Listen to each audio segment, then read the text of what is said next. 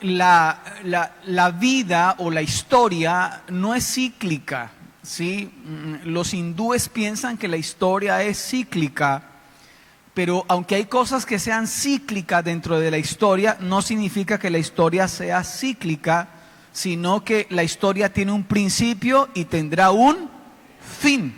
En medio de ese punto A punto B, el punto de llegada, hay círculos, hay etapas que son cíclicas, y hay algo que yo veo a través de la historia y también pues lo veo a través de muchos estudios, y me llama la atención, y quiero partir de una frase que está ahí, por favor, si me la regalas, es tan amable, y dice de la siguiente manera: tiempos difíciles forjan hombres fuertes.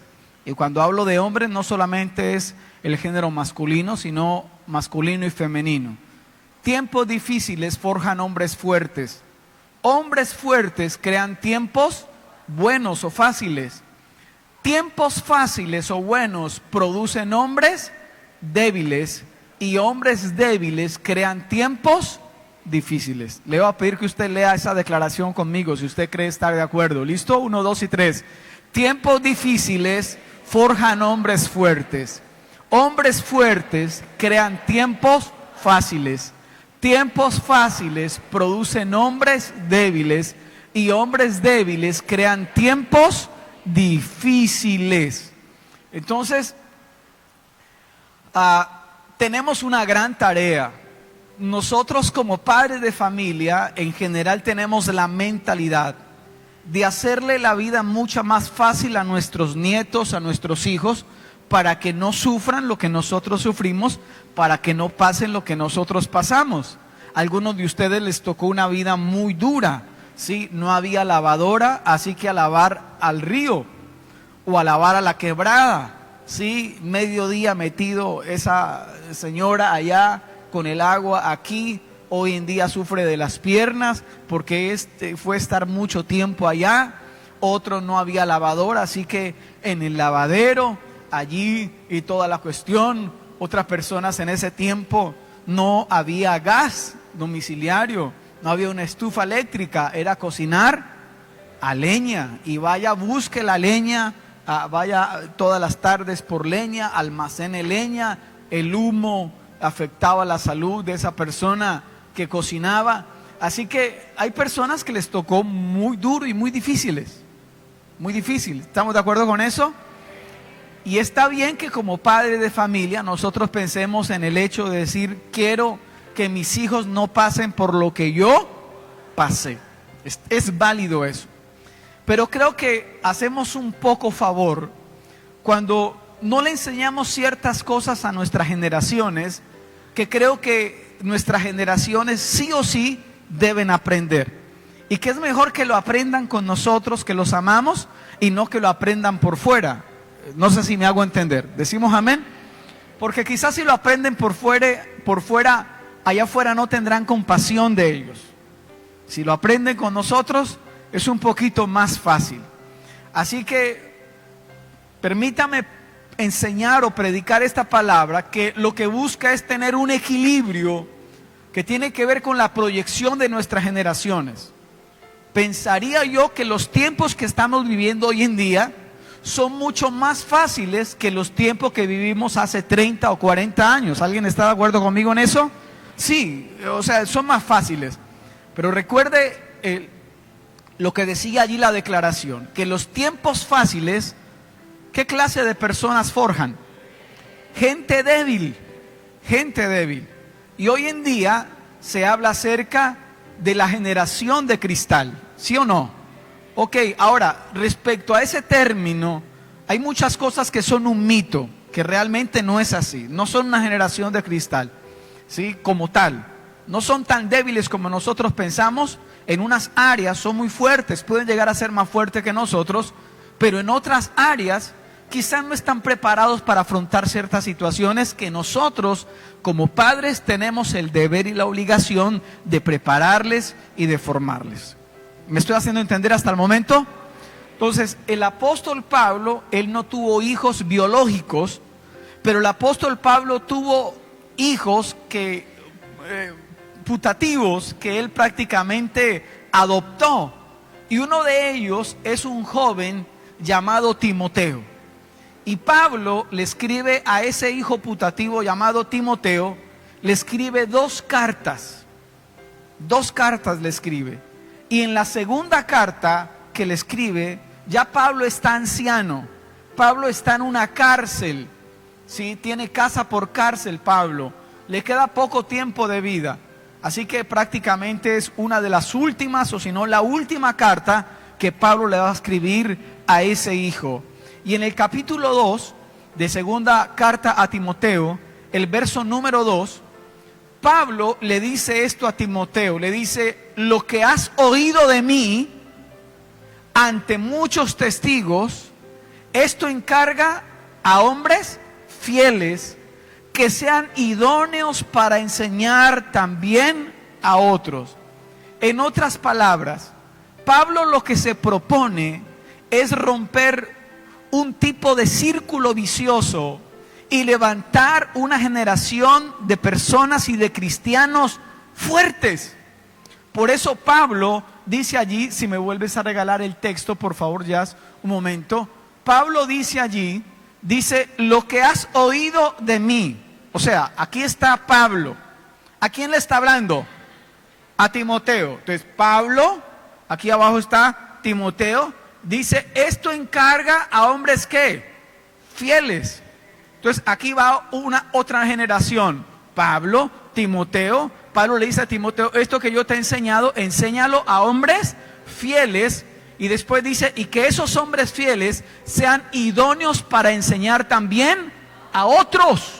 Entonces Pablo lo que quiere es que esa enseñanza de la palabra, esos principios de la palabra trasciendan de tal manera que pueda levantarse una generación fuerte de cristianos y de personas. Alguien diga amén a eso.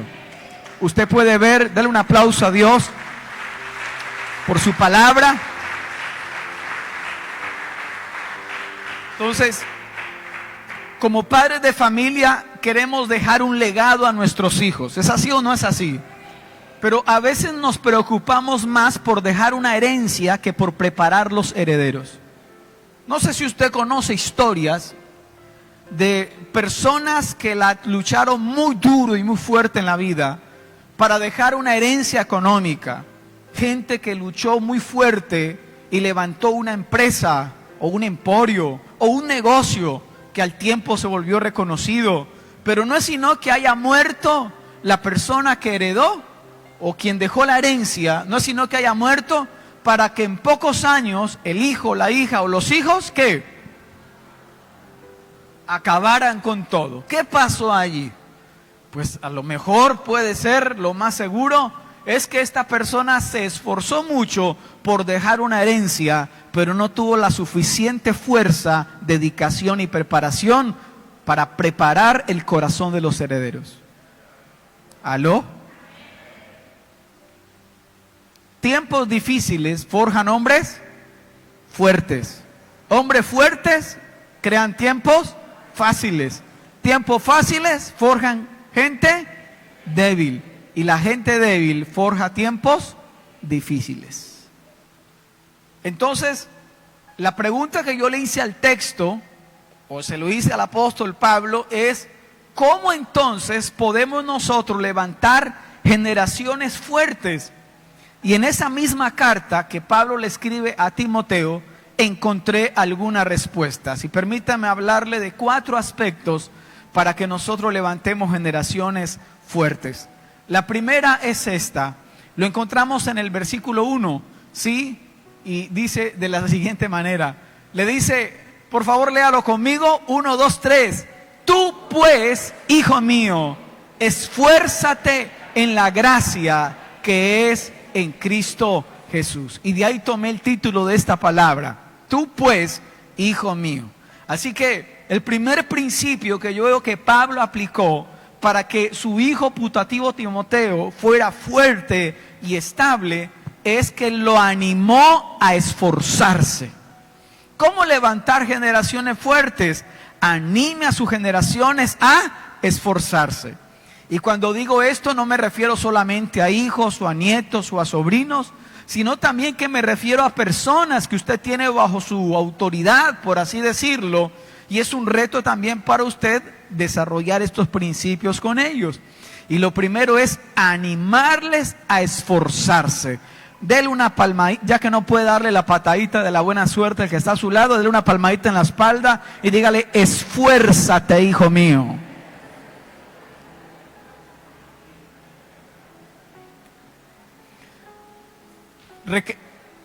Requiere que nos esforcemos en la vida, y a veces lo que necesitamos es una palabra de aliento que te dice: dale para adelante, esfuérzate. Las aves, hay ciertos tipos de aves que vuelan en formación V, ¿sí? Que vuelan en formación V. Y el que va adelante es el que va rompiendo el viento, el que va rompiendo el viento. Pero las demás aves que van atrás van graznando, dándole aliento a la que va adelante. ¿Hola? Entonces escuche esto, sus hijos, nietos y qué sé yo, ellos tienen sus propios desafíos y los van a tener, ¿ok? Y requiere de parte nuestra que nosotros les demos ánimo para que ellos se esfuercen. Y cuando hablo de esforzarse, es que ellos van a enfrentar cosas que van mucho más allá de sus fuerzas y que les va a tocar fajarse. ¿Sí? Fájese. Le va a tocar fajarse para que no se hernien y decirle: hijo, fájate, lo que te espera no es fácil, pero te estoy dando una palabra de ánimo. Y Pablo le dice eso a Timoteo, le dice: tú pues, hijo mío, esfuérzate, pero dice más adelante, en la gracia que es en Cristo Jesús. ¿Sabe que no hay nada más maravilloso que entender que estamos rodeados por la gracia de Dios? Pero que esa gracia o el caminar en esa gracia requiere de parte nuestra también esforzarnos. Hay gente que cree que porque ya estamos en la época de la gracia, ya no hay que orar, ya no hay que ayunar, ya el sacrificio como que no se necesita. No, esfuérzate en la gracia que es en Cristo Jesús, dice la palabra de Dios. Amén. Entonces, no sé cuántos padres de familia o personas que ya tienen generaciones a cargo están de acuerdo conmigo eso, y es que a veces a nosotros como hijos nos cuesta valorar aquello que nada nos costó,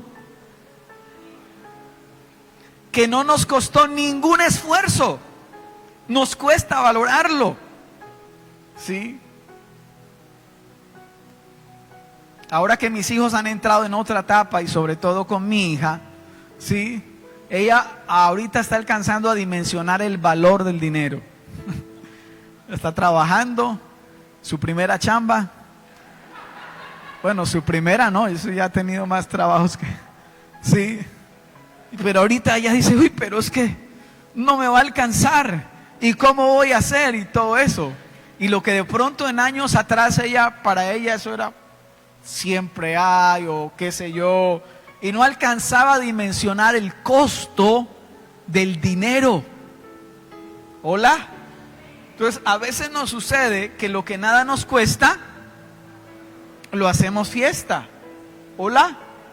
Y es bueno enseñar a las personas, a nuestros hijos, a nuestros nietos que están a nuestro cargo, enseñarles que hay que esforzarse para adquirir, para conseguir, para obtener, de tal manera que ellos puedan darle el valor que debe tener o el valor que tiene aquello que tanto les costó. ¿Me estoy haciendo entender? ¿Dicen amén a eso? Ok, me llamó la atención porque hace poco escuché una mamá, yo sé que ella tiene el propósito de darle algo a su hijita, y entonces le pregunté: ¿cómo vamos? Y dijo: pastor, yo estoy ahorrando, pero también mi hija está ahorrando. Entonces yo le dije: ¿y es una niña a qué? 7 años. Y le dije: ¿y cómo está ahorrando? Pues de lo que se le da para el colegio, entonces ella también está ahorrando para eso. Y yo le dije: lo vamos a comprar entre las dos.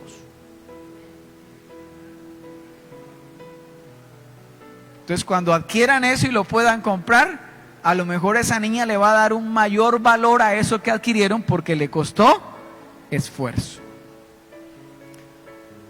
Entonces, no subestime palabras de ánimo para aquellas personas que están bajo su liderazgo. Llámese hijos, llámese nietos u otra persona. Una vez más, dígale que está a su lado, dígale, te animo a que te esfuerces.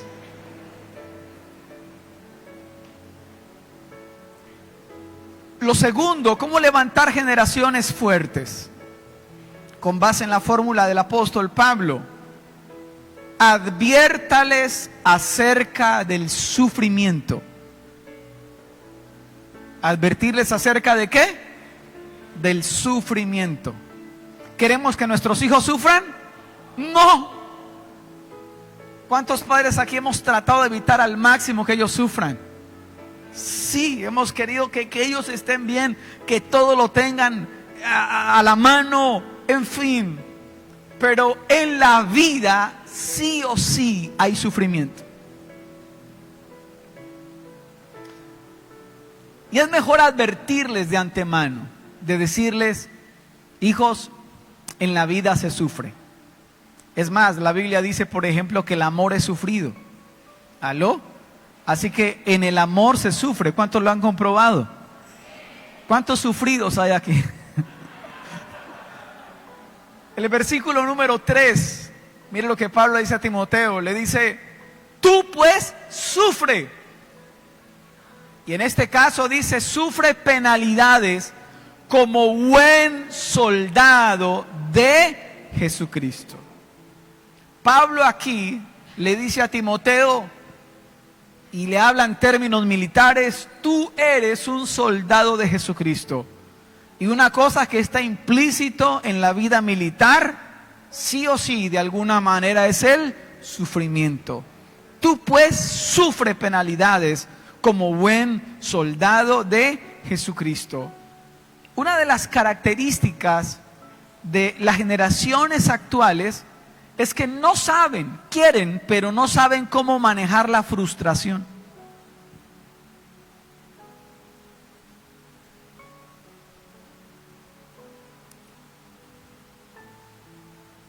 Y una de las cosas que va a ayudar a estas generaciones a manejar la frustración es haberles advertido con anterioridad, no sé si redundo en esto, haberles advertido con anterioridad el hecho de que en la vida no siempre las cosas se salen como uno las planeó.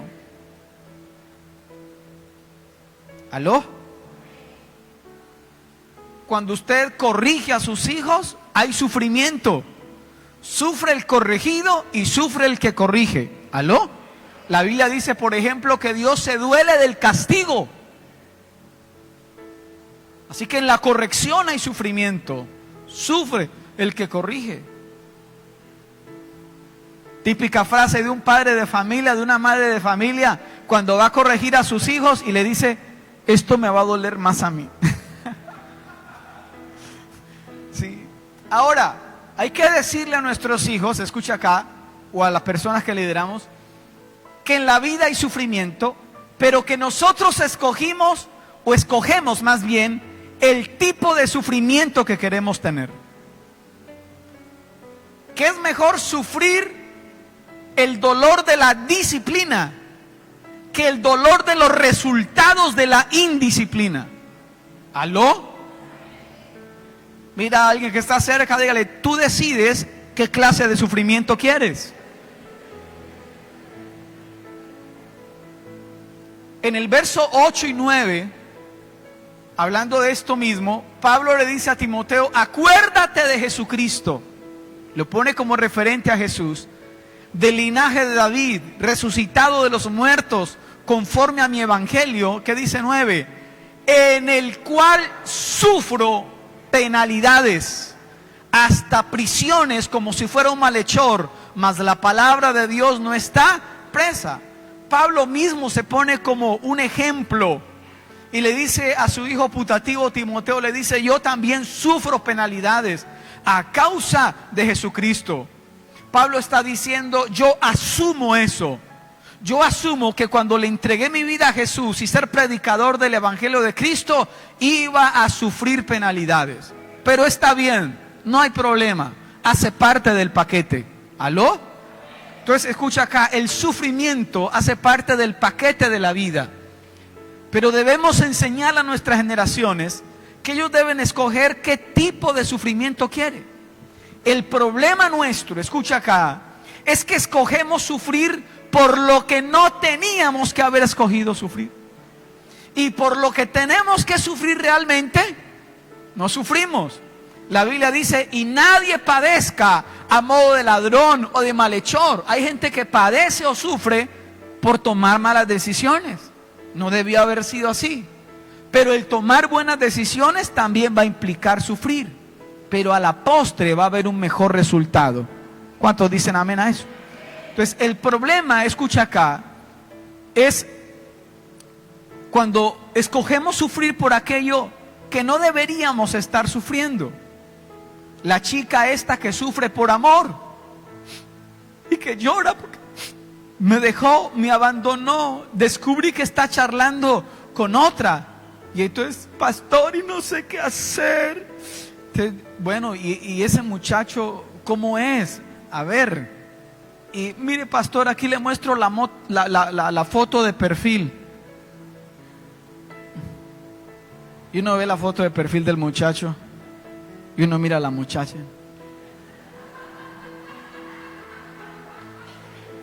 Uno no lo dice, pero uno piensa para adentro, eso es una valija.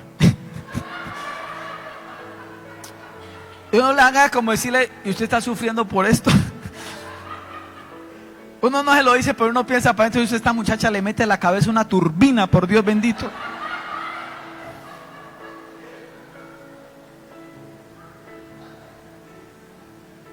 Escogiendo sufrir, sufriendo por lo que no tenía que estar sufriendo. ¿Aló? Pero puede ser que hay una chica que dice, estoy sufriendo, ¿por qué? Porque estoy esperando en Dios.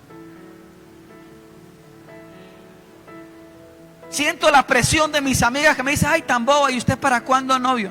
Y no, estoy orando a Dios. Estoy esperando en Dios.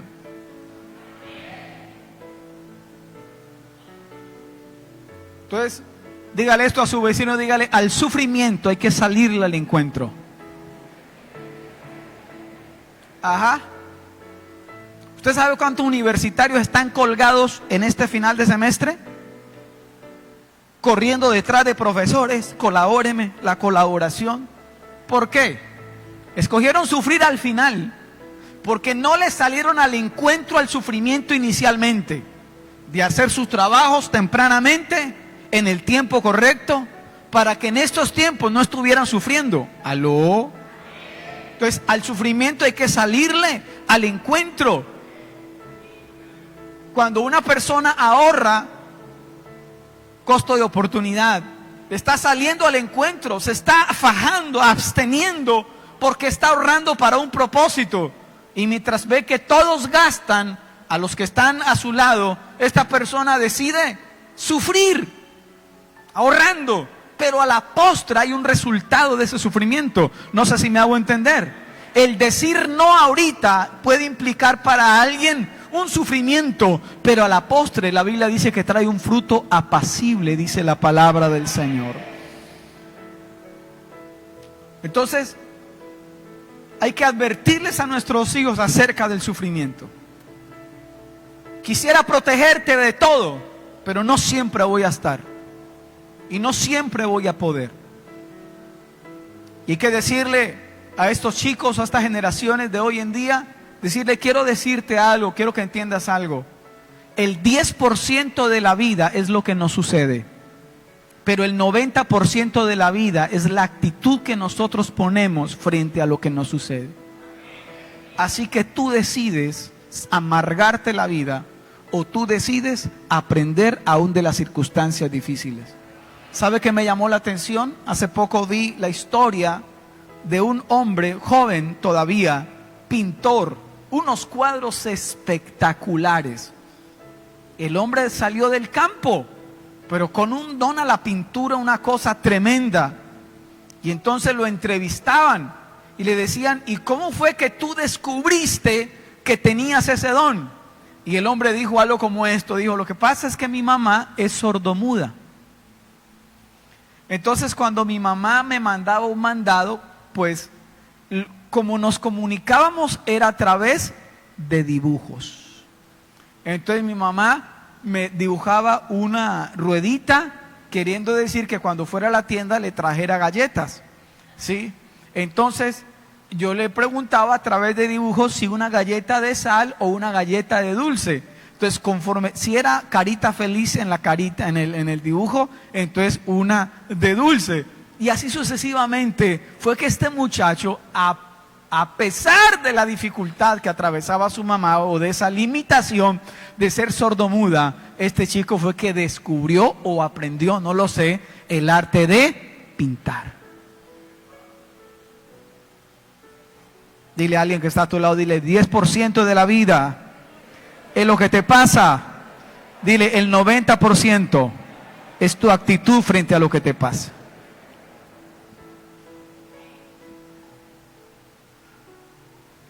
Hola. Tercero, enséñeles para quién deben vivir.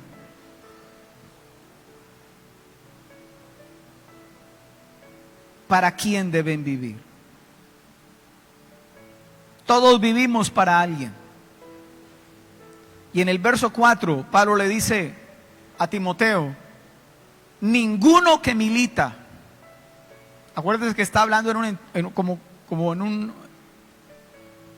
palabras militares, términos militares, ninguno que milita se enreda en los negocios de la vida, a fin de agradar a aquel que lo tomó por soldado.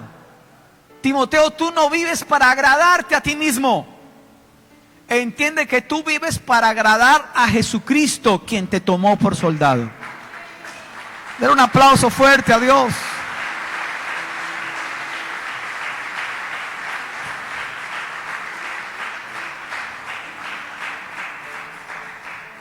Enséñele a sus hijos que no fueron creados y que no viven para sí mismos. Pablo lo dijo de otra manera, ya no vivo yo, mas Cristo vive en mí. Y lo que ahora vivo en esta carne, lo vivo para el Hijo de Dios, vivo para Él. ¿Aló? No vivimos para nosotros mismos. Y vuelvo al ejemplo que en algún momento puse. Si tu hijito te preguntara para qué estudiar matemáticas, entonces, ¿qué le respondemos?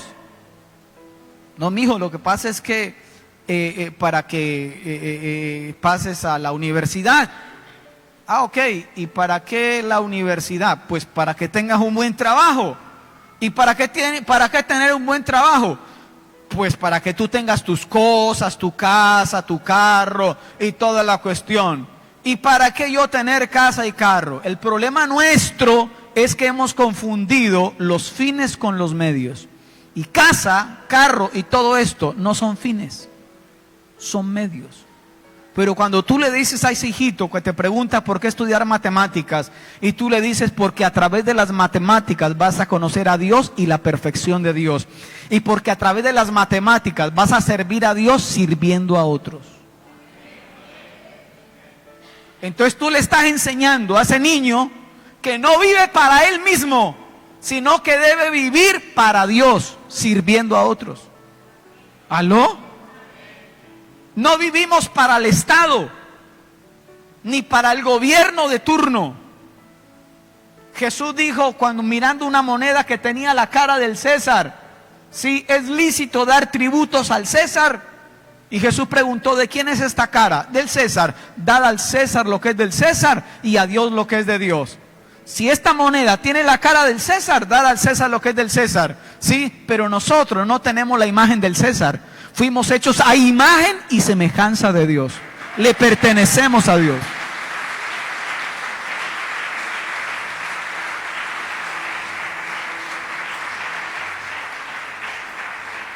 En este tiempo, en el Congreso está cursando un proyecto de ley. Ley 270, si mal no estoy. donde ahora ni psicólogos, ni pastores, ni sacerdotes, ni nadie pueden ayudar a una persona que tenga una confusión si es hombre o mujer. No pueden ayudarle. Y países como Canadá, hay personas, iglesias y pastores que han sido encarceladas. Iglesias cerradas. ¿Por qué?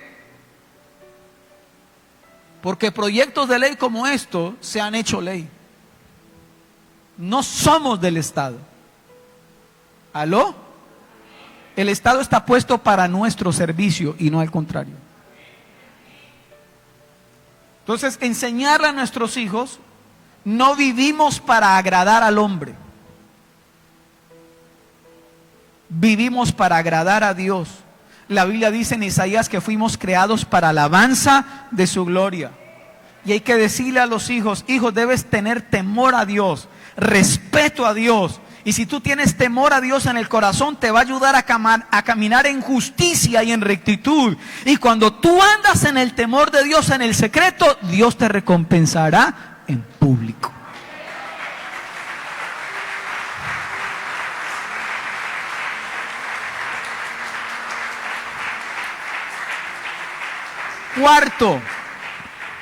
Cuarto, modelemos una lucha legítima.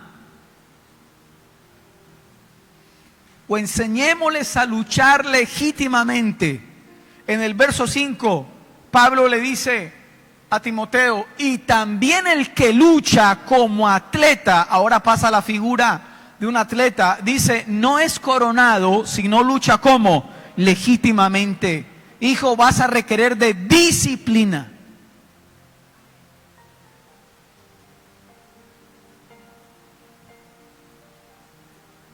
Tendrás que salir de tu zona de confort. Hola. Qué mal que le hacemos a nuestros hijos cuando es el tiempo en que el águila sabe que es el tiempo de que los aguiluchos aprendan a volar. Y empiezan a quitarle la pajita allí del nido, y ya no está tan acolchonado el nido. Ya se empiezan a sentir, hola,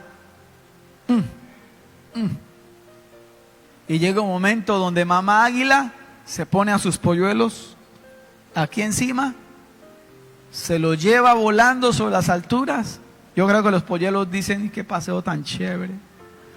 Sí, y vuela alto, alto, pero de un momento a otro, mamá águila se desprende en picada. ¡Fua! Y los polluelos o vuelan o vuelan.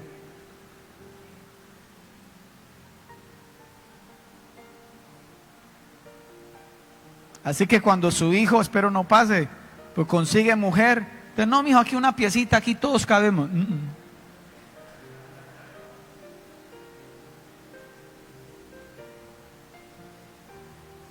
Incluye disciplina, como un atleta.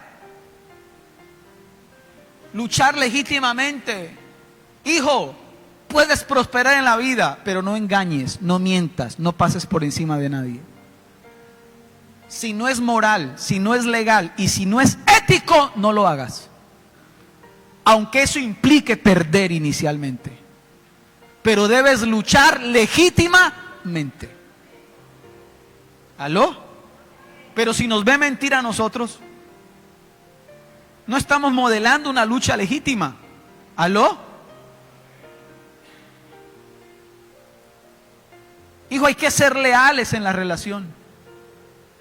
Y que nos vean a nosotros modelando lealtad. ¿Aló? Que nos vean a nosotros modelando pedir perdón. Que nos vean modelando a nosotros disculparnos. Entonces le estaremos enseñando que en la vida hay luchas, pero que se debe luchar legítimamente. Y quinto, fórmula del apóstol Pablo para levantar una generación fuerte. Instrúyale en la ley de la siembra y de la cosecha. En el versículo 6 dice, el labrador para participar de los frutos debe trabajar, ¿qué? Primero. ¿Debe qué? Más fuerte, ¿debe qué? Yo pregunto, usted responde, si el labrador quiere participar de los frutos, ¿qué debe hacer primero? Trabajar. Entonces, enséñele a sus hijos, hijo, hay una ley que se llama la ley de la siembra y de la cosecha. Y va a requerir de parte tuya paciencia, no al dinero fácil. Va a requerir paciencia. Tienes que esperar, no te impacientes. No te canses pues de hacer el bien, porque a su tiempo cosecharás si no desmayas. ¿Hola? Hijo, entiende algo, ley de siembra y cosecha. Yo te enseño a ti principios. Yo te modelo principios, pero las decisiones son netamente tuyas. Y tú eres responsable de las consecuencias de esas decisiones. ¿Hola? ¿Se acuerdan el caso de Laura Zamboni? ¿Laura? Sí. La niña que cierto tipo de una familia violó, el hombre drogado, la llevó a un apartamento, violó a la niña, murió, la asesinó, el desgraciado ese, y la familia quiso correr a encubrir a su hijo, a su hijito. Hicieron lo posible ese mismo día o esa misma noche de convencer a la familia que vivía en Bogotá de llevárselas para el Cauca, para enterrar la niña en el Cauca y de alguna manera maquillar, como diciendo, aquí no ha pasado nada. Y tenemos la responsabilidad de decir a nuestros hijos, yo te enseño principios, te modelo principios, pero quien toma las decisiones eres tú, y tú te haces responsable de las consecuencias. Ley de siembra ahí, ley de siembra ahí, cosecha. Ley de siembra y cosecha. Hijo, sé fiel en tus diezmos. Porque no hay mejor terreno para sembrar que el reino de Dios. Sé generoso. Ley de siembra y cosecha. Hijo, cultiva hábitos. Inicialmente no vas a ver ningún resultado, pero cultiva hábitos. Dale. Que es que otros no lo hacen, pero tú sí. Dale, con toda. A su tiempo vas a cosechar. Hola. El versículo 7, Pablo le dice a Timoteo, considera lo que te digo, y el Señor te dé entendimiento en todo. Dedíquele ese versículo a un vecino que tenga por ahí cerca, dígale eso, considera lo que te digo, y el Señor te dé entendimiento en todo. Y sabe una cosa, recuerda que les dije que cuando Pablo escribió esa carta, Pablo ya estaba anciano y Pablo sabía que iba a ser sacrificado, iba a morir como un mártir por causa del evangelio. Y en las últimas palabras que Pablo le escribe a Timoteo, le dice algo como esto, 2 Timoteo capítulo 4, el verso 7 y el versículo número 8. He peleado, miren las palabras de un padre para un hijo. He peleado la buena batalla. He acabado la carrera. He guardado la fe. Por lo demás, me está guardada la corona de justicia, la cual me dará el Señor, juez justo, en aquel día. Y no solo a mí, sino también a todos los que aman su venida. ¿Sabe cómo veo yo a ese padre terminando su vida? En victoria.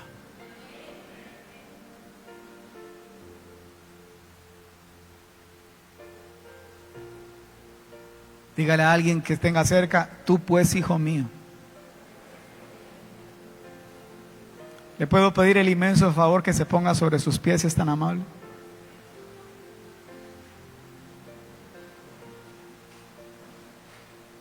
escuché esta historia que me pareció tremenda.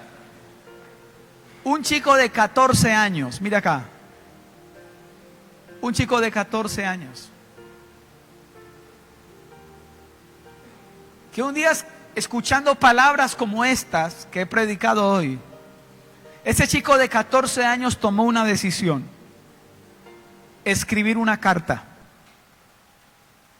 Se metió a su cuarto y empezó a escribir una carta. ¿Y sabe para quién era esa carta? Para su hijo. 14 años y ya padre de familia. No tenía hijos todavía.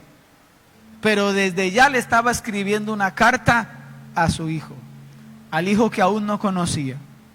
Y parte de la carta decía: tenía 14 años cuando te amé. Te amé sin conocerte. Y por amor a ti me aparté de los amigos que no me convenían. Por amor a ti me alejé de las drogas. Y en esa carta empieza el muchacho a contarle a su hijo, que aún no conocía, todas las decisiones que él estaba tomando por amor a ese hijo que no conocía. ¿Creen ustedes que eso es tener visión de destino? Cuando terminó de escribir la carta, el muchacho salió de la habitación, le contó a la mamá y le dijo: mamá, he escrito una carta para mi hijo. La mamá se sorprendió: este desgraciado. No, todavía no. Le contó bien de qué se trataba. Le leyó la carta. Los dos lloraron, mamá e hijo lloraron. Y le dice este hijo a su mamá, le dice: un día, en algún lugar, he de sacar esta carta para leérsela a mi hijo.